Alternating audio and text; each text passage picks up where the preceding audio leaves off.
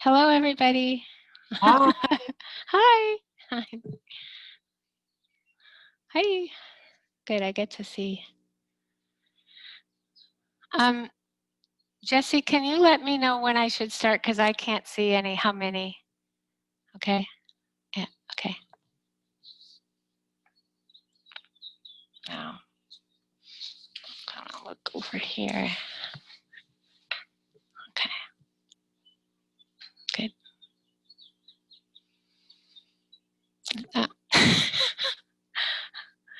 Okay. We're hoping the sound will be better today for you. Is it better? You can. Thanks, Mary. Thanks, Mary. Yeah, it's good because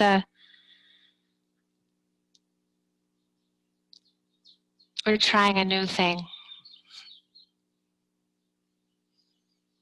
Good.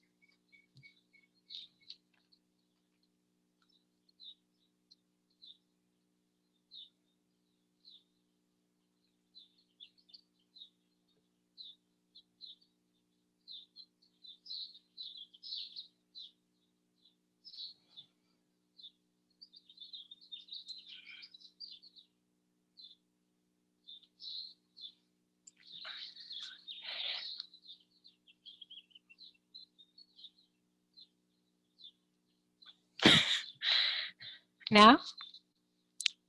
Okay. Okay.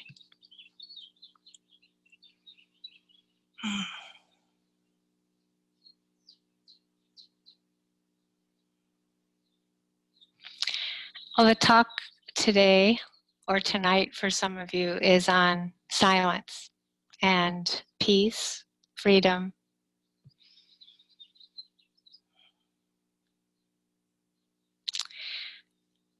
We tend to think of silence as an absence of sound, but I'd like to offer a way to explore what we might mean by silence in a different way, which is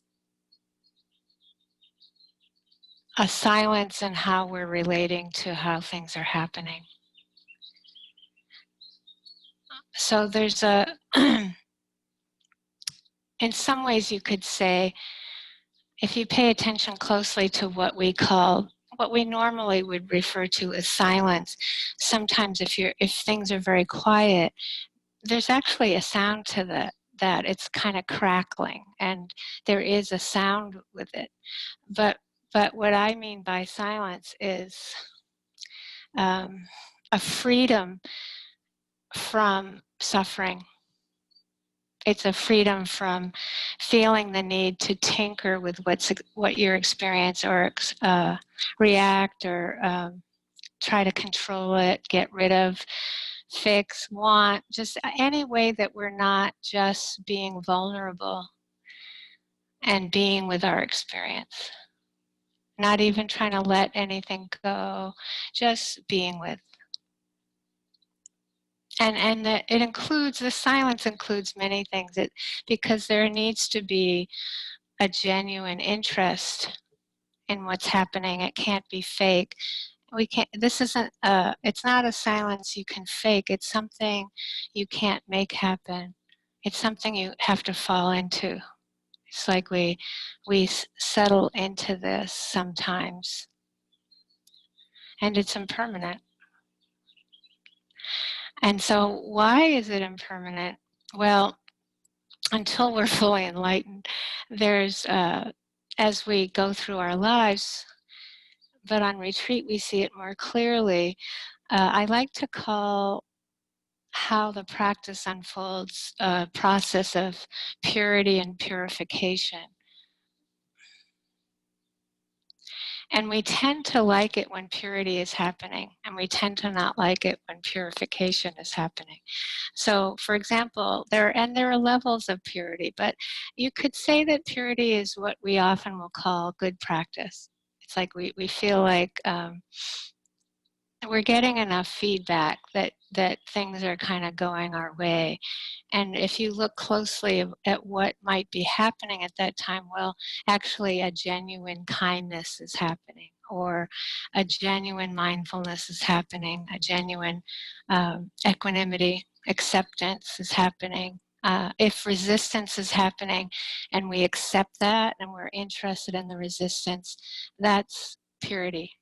So you can see that everything is about our relationship with what's happening. Vipassana and freedom is about not what the experience is, but how the awareness is relating to what's happening. And in this in life, but in the style of practice, you see more clearly that when purity happens, and in any form, it doesn't have to be super strong, but there's enough of the factors of awakening happening. It might be some calm, might be a little concentration, joyful interest, but enough that this is like bathing our body, heart, mind in warm, soapy water. And of course, we want the bath. We practice for the bath. And it actually feels good. Jesse and Steve have mentioned that we can feel really good about our practice, even if the most painful experience is happening, if the awareness is with it and open and accepting, interested, right? So that this warm, soapy water, the bath is meant to not only give us an experience of freedom and silence, but it's also meant to get the dirt out. So we take the bath for the bath itself, but also we want, not all, I mean, we don't always like it, but we actually want to see aversion. We want to see attachment. We want to see doubt. We want to see delusion, or we can't get free. And we'll be more and more afraid of those things and more oppressed by them. We get less oppressed by getting a relationship with aversion. So for example, when aversion comes up and we think, oh God, I'll never get rid of that, that is not what I mean by silence. But silence is when aversion comes up and it's like a really deep silence would be no resistance to it whatsoever, no problem, not taking it personally, no sense that it shouldn't be there. And then often, if, this is maybe rare, but there might be even that place of like, oh, great, I really don't have 100% freedom with aversion. I was hoping it would come up so that I could get more experience with how to be with it. That's silence. There's no static, right? There's nothing in between us and the experience. That absence. It's like when the refrigerator hum goes off. It's like, it tastes different. The experience tastes different.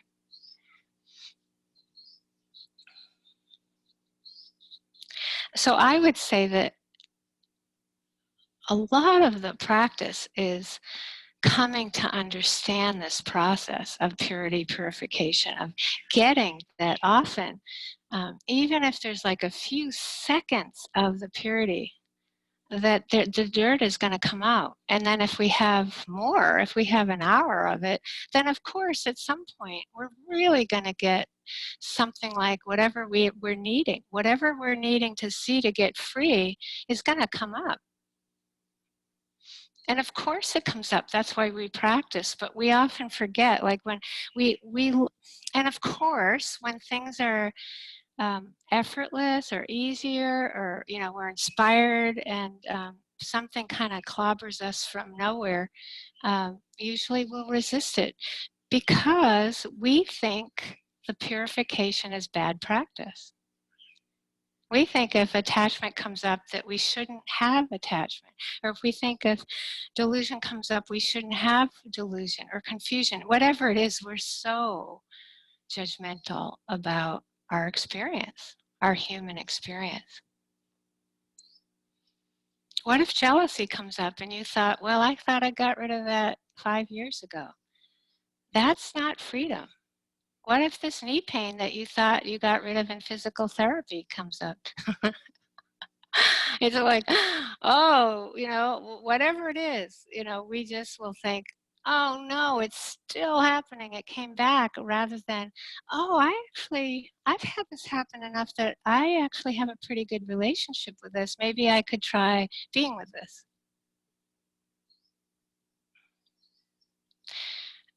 We cannot hear enough that freedom is not getting rid of our humanity.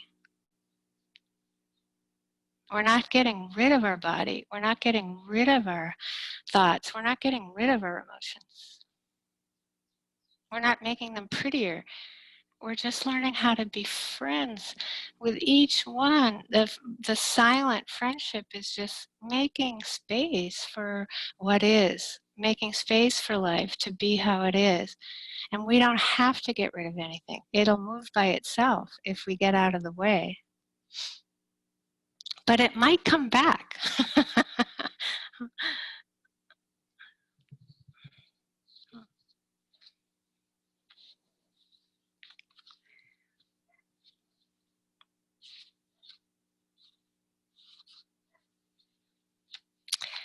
I have visual aids. I have a book called Mirror for the Moon, Saigyo.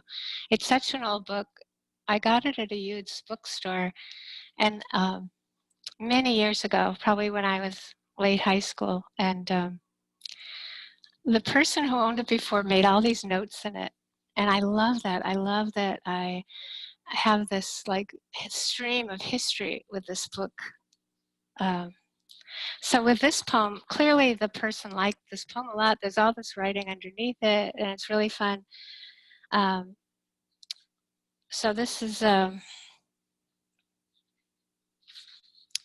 collection of Saigyo's poems he lived from 1118 to 1190.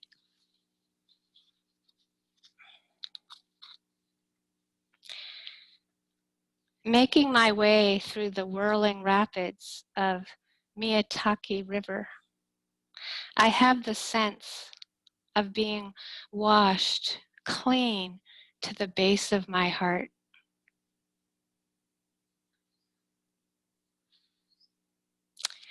The retreat is meant to wash us clean to the base of our heart.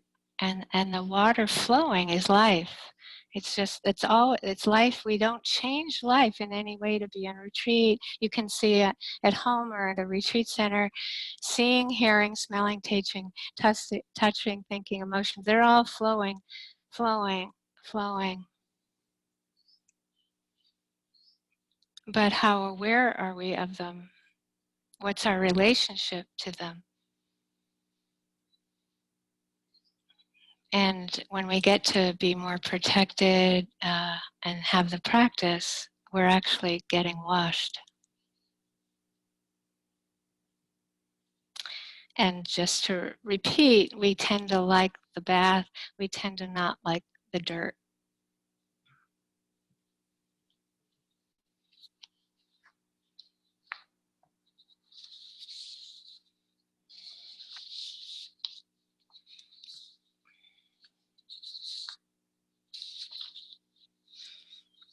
A lot of you know that a teacher named Ajahn Chah, a great teacher from Thailand, a monastic forest monk, gave an example of how to relate to our favorite objects at home. such as your favorite cup that you drink, tea, coffee, herbal tea, whatever, water. But it, he held up his favorite cup as a teaching. And he said, I love this cup. This is my favorite cup. So I take care of it. And this is so important. It's like, I take care of this cup. I love this cup, my favorite cup. But I also relate to it like it's already broken. And here's the great teaching of the Buddha, of practice. It's like this deep paradox that's the logical mind cannot penetrate. It's just like, it's like the heart, the depth of the heart penetrates it. In the depth of equanimity, there is no contradiction and paradox whatsoever. And so that you can, in the depth of the heart, we can totally love and totally know that whatever appears will end. So we take birth in our body. All beings take birth in our body, and can we care about it? Can we love our body? Because we take responsibility for that, just like the cup. But we already know it's impermanent. It's not going to make it. And one of the staggering, I think, things about our humanity is that it's really hard for us to accept that we ourselves are going to die. It's like, no, maybe everybody else, but somehow not me. Like, it's amazing. Or maybe some being we love. And yet, this is the path. Or we'll kind of see people who will maybe accept that they're going to die, but then they can't love.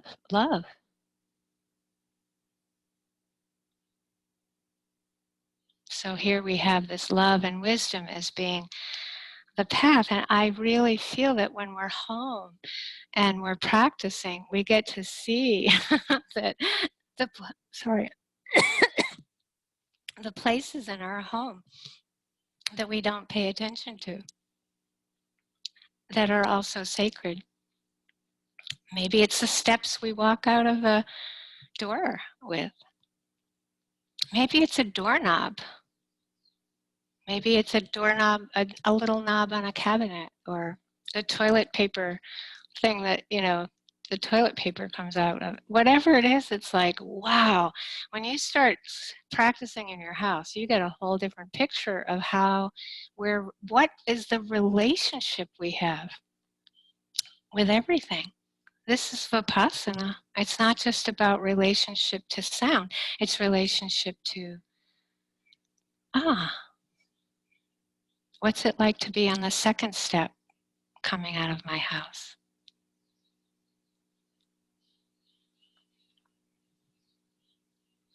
I tend to find that each self-retreat I do at my home, I see a new being that I've never really paid attention to before. And even that feels sometimes staggering, but also very humbling. So this year, it was geckos. And I really have spent many years cleaning up gecko shit. If you live in Hawaii, there is so much gecko crap everywhere. I suppose there are people that maybe remove them from the house, but there's so many. But I've never really given them any attention. And I feel like suddenly this retreat, it was like, the Buddha saw security everywhere. I saw geckos everywhere, and it was just, wow. I'm like, wow, I don't know anything about these beings. I've had no interest in them. And there's the 3 feral cats. The mother cat sleeps in the garage at night, and I have put a night light in the garage for her. And there's a gecko. There's a gecko that lives behind the night light. That I don't know when it started, but what has started for me is that when I open the door in the morning, I say good morning to both of them. I'm like, hey, and the gecko behind the nightlights, its name is Hobbs for Calvin and Hobbes. Because Hobbs plays games with me. Like Hobbs hides, and Hobbs thinks I don't see it. Like behind the nightlight, thinks I don't see it. So I come over and I'm like, Hobbs, and I'm like, good morning. And who would have guessed? But it's not just Hobbs. And then the mother cat has noticed that I have a relationship with the gecko, and and she's starting to like look and take it in. You know, she's getting a relationship. And, but it's like there are so many geckos doing so many things, and I'm wondering, well, who had the babies? There's lots of babies, and like, who had them? And I don't know. And you're like, are they male and or female or whatever? I don't know. Do they hear me? I don't know. It's like, wow, that it's just extraordinary, the lack of interest.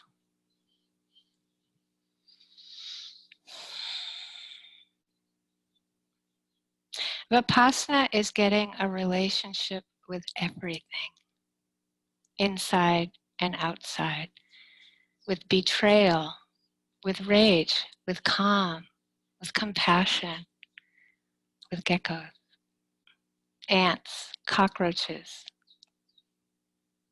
When I was teaching one year in a monastery in Burma, in Chazwa, the annual retreat there, one year there was a cockroach in the bathroom, a very big cockroach.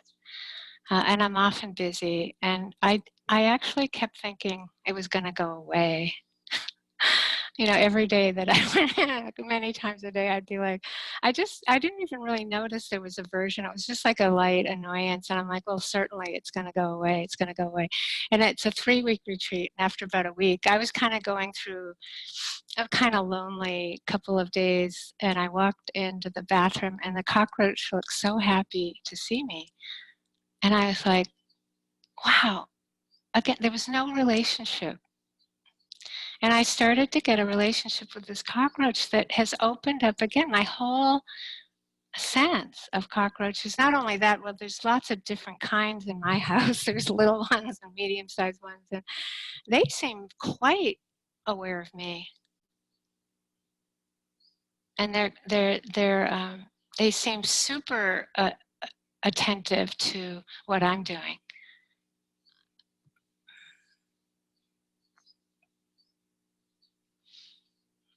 I had a grandmother from Newfoundland that I didn't see much, but when I was very young, before 5 years old, a few times I was dropped off at her house, and she would get up at like 3 in the morning on Sunday morning to make a pot roast. And I didn't grow up with someone cooking, so I was very interested in that, like that she got up so early. I would wake up and she wouldn't know it. I would kind of crawl into the hallway, and I would listen to her cooking because it was so cozy and inviting, warm, a warm feeling. And I would hear her talking to the stove and the pots and pans. And she called everything Johnny. I don't know if this is a Newfoundland cultural thing or not, but I was just like, wow. Yeah, she talked to everything, the broom, the like, hi Johnny. And at first I kind of went back to bed, and I was like, oh my God, she's a little crazy. But then I would come out and I'd be like, wow, she loves everything in her kitchen, all the things she uses every day. And it had a very good effect on me, that I could see you could be friends with things that we don't often learn we can have this relationship with. she really cared about every pot and pan. And again, some of us have that conditioning, some of us don't. But if you are at home and you see how you relate to a dish or a cup or a glass, a broom, anything, you'll get a sense of, are you really there? And are you really silent, or are you just rushing through?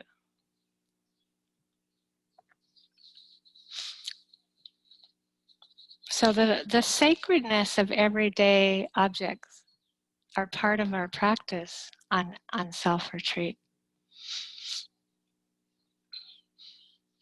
And just the reminder, we'll probably keep saying this, but when we're home, we don't even know how quiet we are because we're not seeing how we're often getting relationships with other people on retreat, even if we don't know it. We might not like this person or get inspired by this person, all pleasant, unpleasant, neutral, and reactions.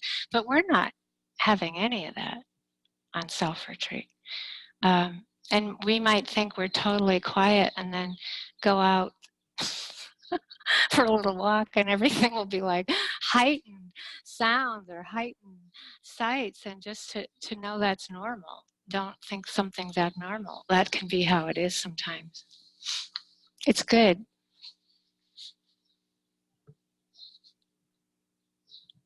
Oh, I don't have a... Okay. And I've brought up probably some unusual beings, but on my self-retreat as well, there was a red cardinal, this last self-retreat, that would be on the telephone wire every time I went out for my early walk. And I started noticing that it would be on different wires, like the bottom one or the middle one or the top one. And it would really make my day, just stopping and listening. And I miss being on self-retreat for those experiences, for those relationships that we have the frequency with every day. When I get busy, I just don't have that luxury and privilege to be able to stop and make eye contact and listen.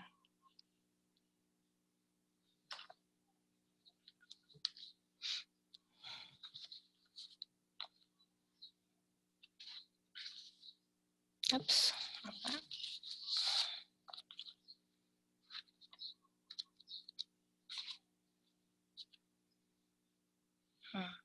This is Saigyo again. He had a Japanese word, tomo, he used a lot in his poems, which means friend. He had this very developed, this friendship with so many beings. And you hear it in his poems. Remember, he was a hermit monk, so he spent a lot of time alone in the forest. The sound of water gets to be my sole comfort in this lonely, battered hut. In the midst of mountain storm's fury, drops drip in the holes and silences. If you look at the translation, the word accompanying the sound of water is tomo, friend. The sound of water gets to be my sole comfort, friend.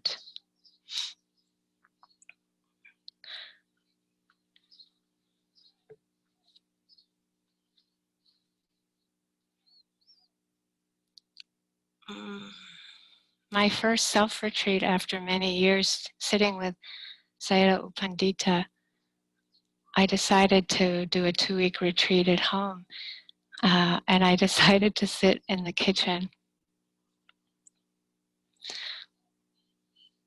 And then the refrigerator started making that loud buzzing sound that I hadn't really noticed that much, on and off. And there was a lot of aversion to it. And I thought, oh, I should move to the bedroom. But I thought, let's just see what happens. And after some time, I felt like the refrigerator became like the sound of water to Saigyo in that poem. It was like, oh, I just started to just appreciate the companionship of the sound in the refrigerator. But I had to go through the aversion, right? I've given examples like with the cockroach. I had to go through my discomfort.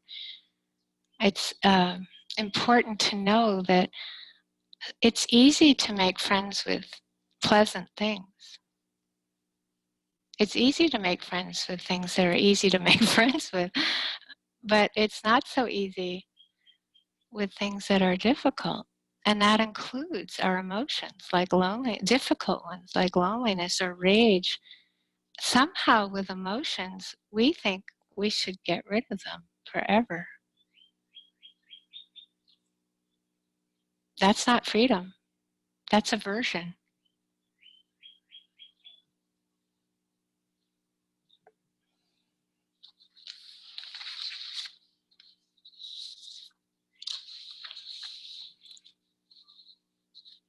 So I'd like to just go into a little more right now about chronic pain, whether it's physical, mental, or emotional, because that is often the place that we really don't like to make friends.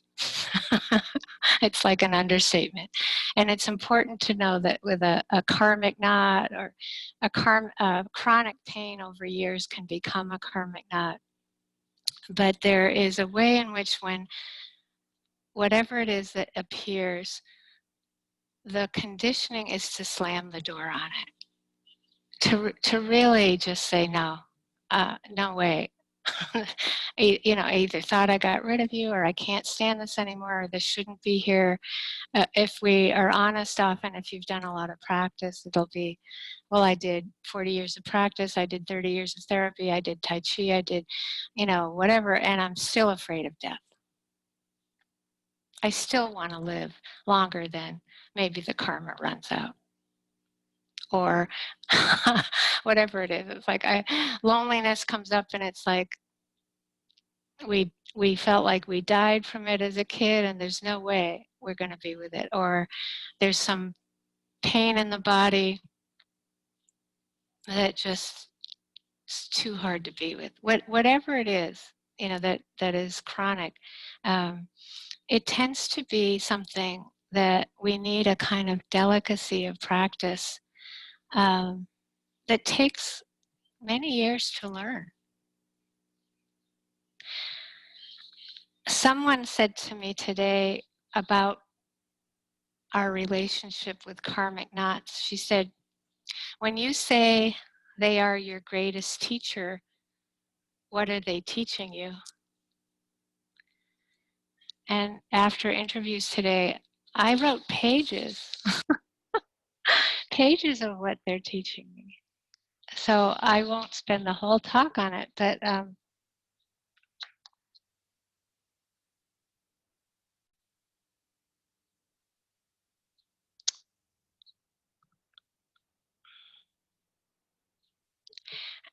we're born into a world of vast changeability, fleetingness, and this immense range of pleasure and pain, including intense pain. So for me, the karmic knots, and I have a whole bunch of them, not just one, um, they're often a cluster of difficult emotion. And the first thing they taught me was about freedom, what freedom is. So everything I have said so far about silence and relationship and freedom, they've taught me that freedom isn't getting rid of them, even though, of course, when they come up, we feel like we should have gotten rid of them. That's the nature of them. If that doesn't come up when you have when something comes up and you think, oh, I thought that, we really don't think it should be there. That's like the nature of a karmic knot. So we have to see that we learn so much about impatience. We think we should be patient, but actually, I've been very impatient with the chronic pain and all the difficult emotion. I had to keep going through that and going through that and seeing that I had to understand. They forced me to understand what freedom is. It's incredible. I am so grateful to know that I don't have to get rid of them. In fact, you can't. So the second thing they taught me was about anatta, uncontrollability. So we can talk about Vipassana is about understanding the nature of how things are. So if we notice a sound and we're aware with the non-conceptual reality of texture, vibration, or we're with any body sensation, we notice the texture, vibration, or any thought, the texture, vibration, emotion, texture, vibration, non-conceptual reality. If the attention can drop into that and be with it concurrently for a few seconds, we can understand the nature of things. They change, and we have no control over it. We can't always get that. The insight into that isn't always accessible, but once in a lifetime is transformative. Once in a retreat is huge. We're so greedy for insight. It's unbelievable. Because that one insight into the understanding the nature will tell us everything about how to work with a karmic knot or chronic pain. That we have so little control. And it doesn't mean, like Ajahn Chah teaches, you take responsibility, you love it, you do the best you can. I might do a lying meditation instead of a sitting because of the physical pain that I've had since 1979 that hasn't gone away, no matter what I do, right? It's like, it's just like I've learned to work with it, right? And see that, oh, maybe I don't have enough energy right now to sit mindfully through this, but I can lying down. So that, do you see, it's like I'm not saying that you grit your teeth and endure all the time. It's much more that you have a flexibility and see when you have enough energy, mindfulness, interest, equanimity, that's the time to bring the attention inside the physical pain, the emotional pain, the mental pain, and really you learn to get that relationship of silence with, and it. So the third thing that karmic knots have taught me is about motivation. So if you bring your attention to something, but the intention is to get rid of it or to want something from it, that isn't mindfulness. That's that. And what I learned from first a lot of chronic pain in practice was that I was just reinforcing aversion. I was just reinforcing the motivation to get rid of it while I was with it, and it was like horrifying to me.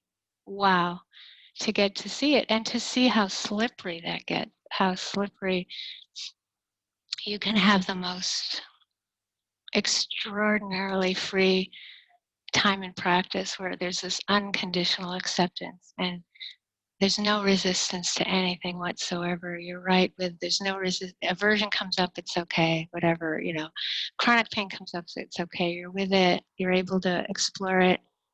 In 1 second that can change. It can just go whew, but we might not see it and we might be staying with something, but actually we're staying with it because suddenly we're wanting to get rid of it, but we don't even see it. But eventually we'll start feeling we move from contentment to discontent. It can be very subtle, but it's like we go from the sweetness to a bittersweet quality. Guess what happened? The equanimity is impermanent. Everything's impermanent. Accepting that acceptance is impermanent is a great feat and worthy of us. It's freedom. And I would say that karmic knots Chronic pain has taught me that more than anything. Incredible.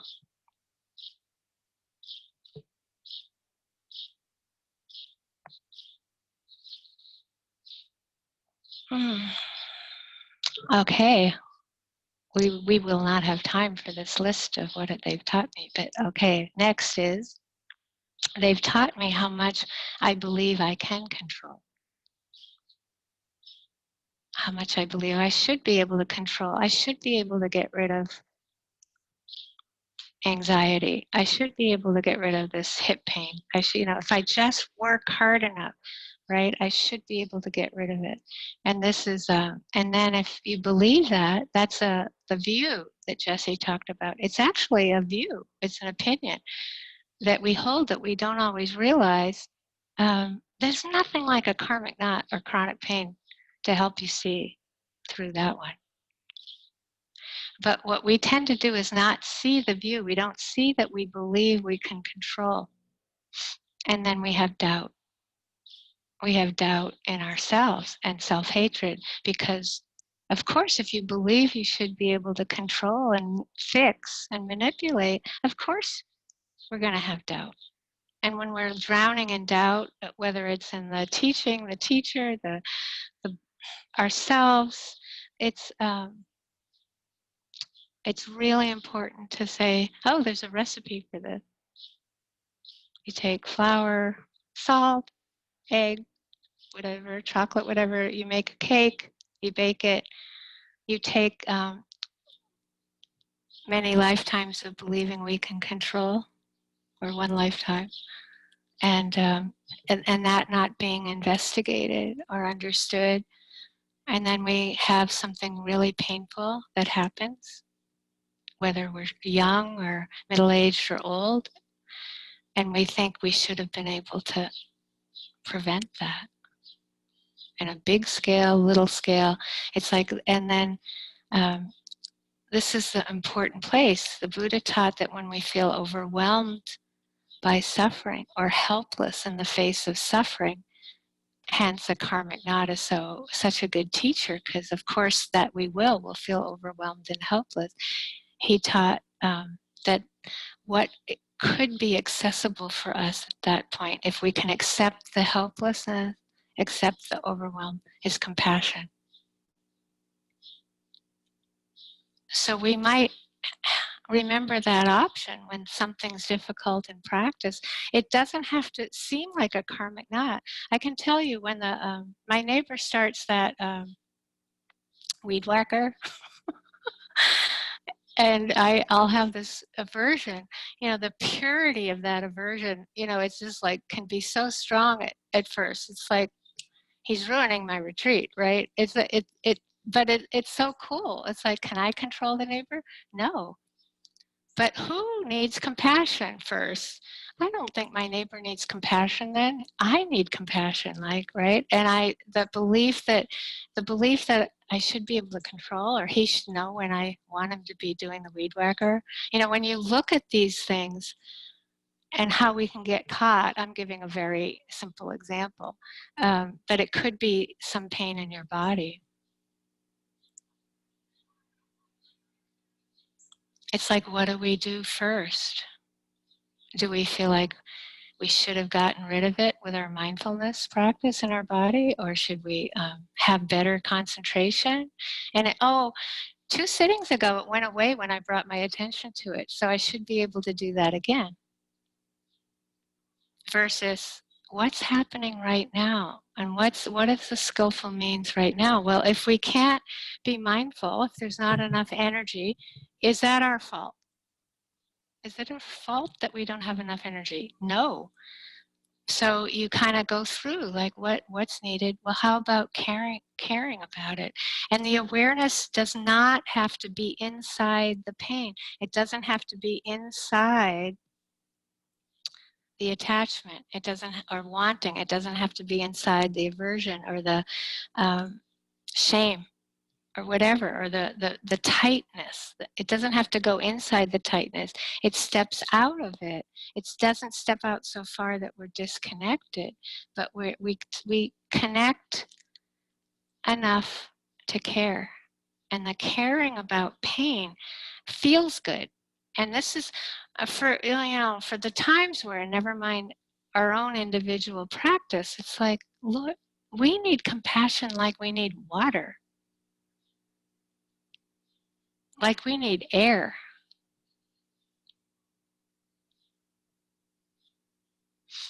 I mentioned this, but I just want to kind of mention it again. When I go for a walk early in the morning, I do compassion for everyone. It starts with myself and ends up with the whole planet. But it feels good. I think we have to remember that it feels good, and then it can open up the space then to, instead of the heart being hard or resisting, it can soften. And it could be that appreciating joy works for you better. I'm not trying to say it's always compassion, but in terms of actual pain, compassion does tend to, it doesn't fool around. It can go right to it. But if you can't do compassion, of course, it could be equanimity. And of course, that teaching that equanimity and compassion are like two wings of a bird. You need both, the deep care for the pain in the world and the deep acceptance of how things are. That's remembering acceptance isn't condoning. If you accept the pain, the physical chronic pain, it doesn't mean you're condoning that you have it. It means that you have it.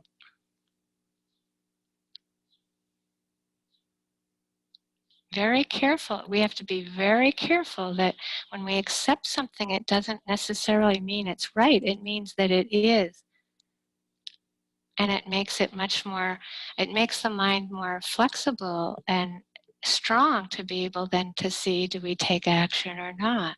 Do I get up and lay down for a sitting or not? Well, sometimes that's a very healthy, a wise action on my part. And if it's out of aversion and not out of compassion, it's reinforcing aversion.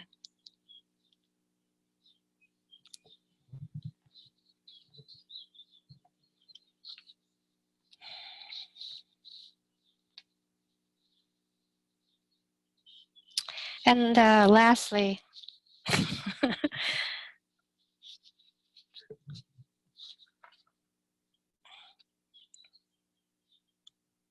all noble things that are worthy of us mean that they tend to take time. Like, for example, being free from suffering, being free from greed, hatred, and delusion is a very high bar. But it's worthy of our effort. And anything like, maybe we're dedicated to helping children that have been hurt in some way this lifetime. It's like, well, it's a whole planet of children. Maybe trying to eliminate all unnecessary suffering for children. It's a worthy endeavor, but we have to face that we might not end it all. But of course, it's worthy, and we learn wherever we might make a movement in any way on the planet. Something worthy will always feel impossible. So this practice, every time you do a walking meditation formally, every time you do a sitting, teaches us how to do this. This is very important. No matter what, if you sit and you decide to sit for an hour, 45 minutes, whatever, what we do is we make full effort, full commitment to be there and be with whatever comes up without attachment to the result of the effort. Okay, I'm going to repeat the paradoxical nature of this practice, but this is essential for all of us. Anything worthy of our effort, anything noble, will require us understanding this, or we get burnt out. We don't want to do it because the little me comes in and says, it's too hard. I can't do it. It's impossible.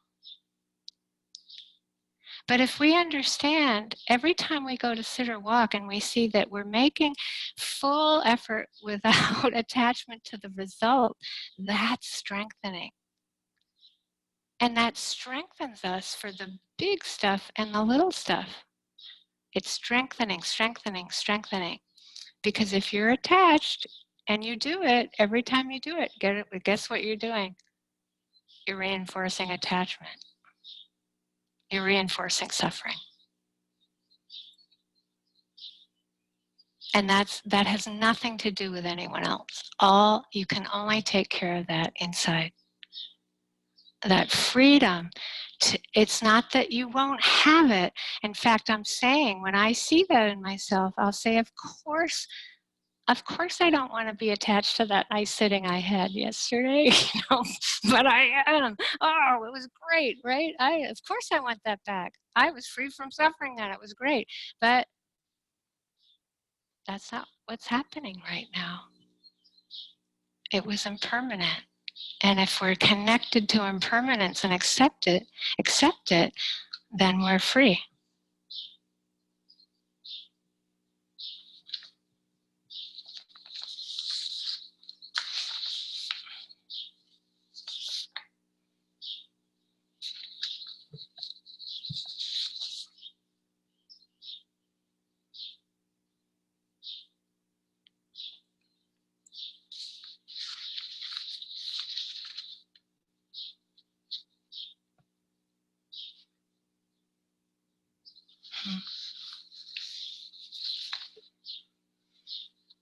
Maybe this is lastly, but Mahasi Sayadaw had a great teaching, a great teacher from Burma. His instruction in sitting was whatever appeared, body sensations, thoughts, emotions, sounds, you could say, this is not me, this is not I, this is not who I am.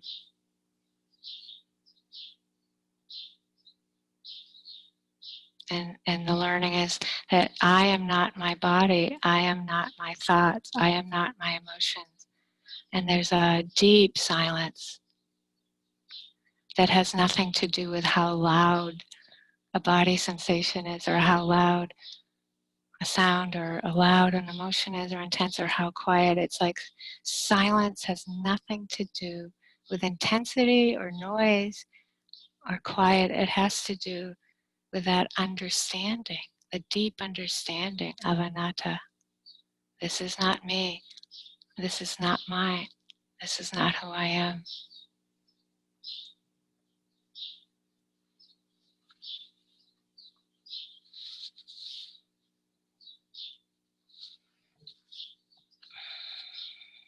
And it sometimes there can be like an infinitesimal tweak of our practice where you just check into your body posture when you're sitting, beginning, middle, end of the sitting, or walking, but you can see that maybe you're just trying a little too hard. But it can be so subtle. It's like, or maybe you're pulled too far back, but it's very kinesthetic. And sometimes for myself, it's like less than a millimeter. It's almost like thinner than a cat's whiskers. Very, very thin shift of tweaking. And sometimes in these places, I'll just look for the space between a thought. Just a couple times. Just look for the space between a thought and kind of relax there, settle there. If you can. Sometimes you can't, sometimes you can. But that there's a way in which you find that ease. There's a kind of ease where you're not trying too hard, not giving up, where you're understanding that you can kind of settle in and receive a kind of invisible Dhamma happening all the time.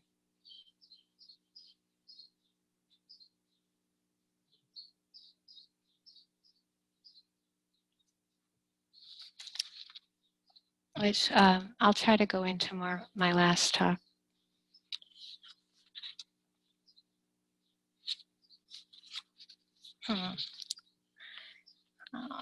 Okay, I'm ending with a poem by Lipo.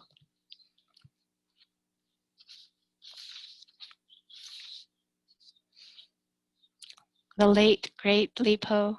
He was born in 701, died when? Not sure.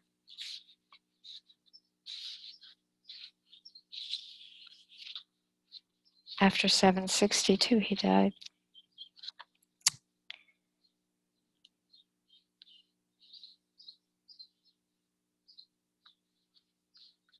This poem is called Mountain Dialogue. There's the relationship. Mountain Dialogue.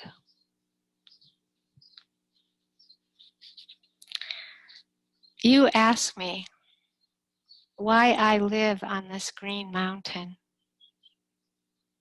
I smile, no answer. My heart serene on flowing water. Peach blossoms quietly drift away. This is another sky, another earth.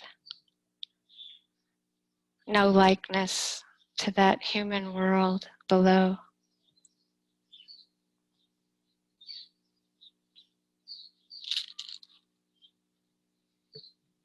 There are times when the attention can flow with our moment-to-moment sixth sense door experience. That means the heart-mind can be serene on flowing water. No matter what is happening in the water, there's this silent serenity.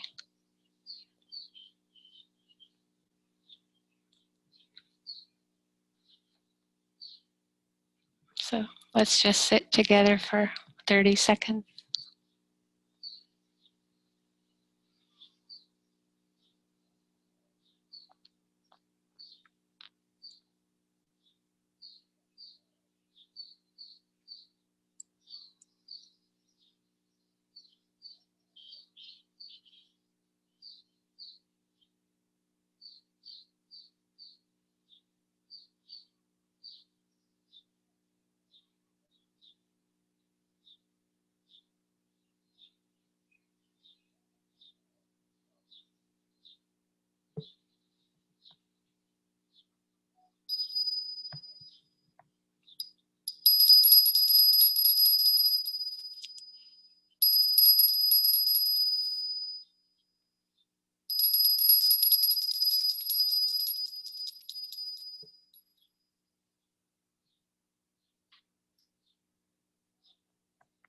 Time for walking, then the metta chanting.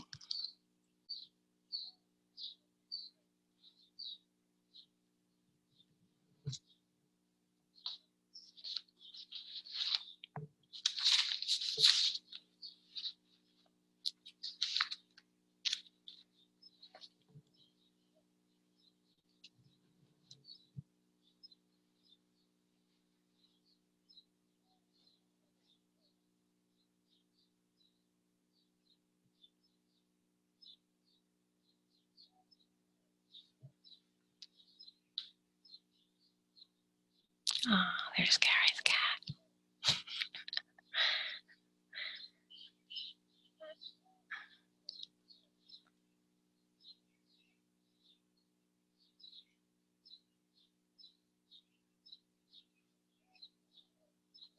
my God.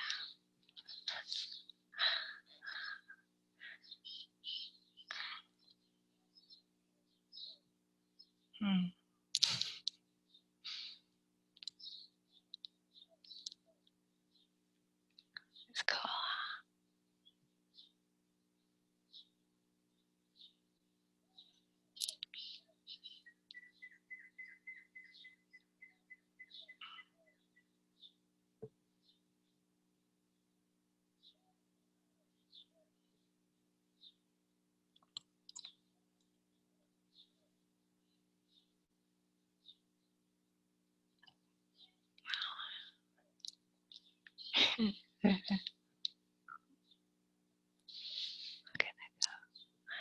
I don't know even know how.